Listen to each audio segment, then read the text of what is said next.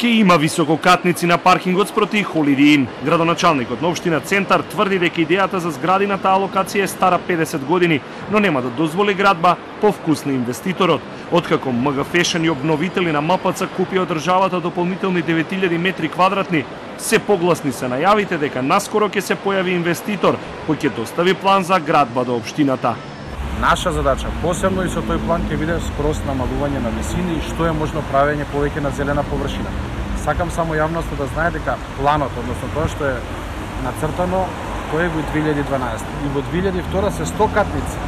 Па потоа и во времето на Кензо Данге која планирал, таму е испланирано да има некој вид на блокови. На сите три парцели во Ново Мало 2 според постојниот детален урбанистички план од 2012 може да се градат 60 катници, без ниту еден квадрат зеленило. Во каква замка паднале локалната и градската власт говорат пропишаните карактеристики за оваа локација. Генерален урбанистички план предвидува 1250 жители или 347 семејства и 25 метри квадратни зеленило за жител. Детален урбанистички план од 2012 дозволува 3 парцели по 3 објекти од 4,20 или 60 ката или вкупно 252 ката.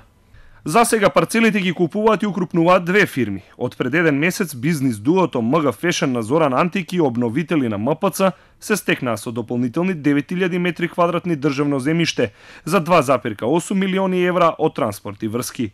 Сумата ја уплатила фирмата на Антики, изедначувајќи се со вложениот имот на Лешочкиот манастир, кој што го отстапил на обновители, фирма во собственост на МПЦ, очекувајќи станови и деловен простор доколку се изградат згради. Бизнисменот Антик е веќе познат на јавноста како извршен директор на групацијата Балфин Груп, која го изгради Сити Мол, а заедно со тогашниот премиер Никола Груевски пресекоа црвена лента.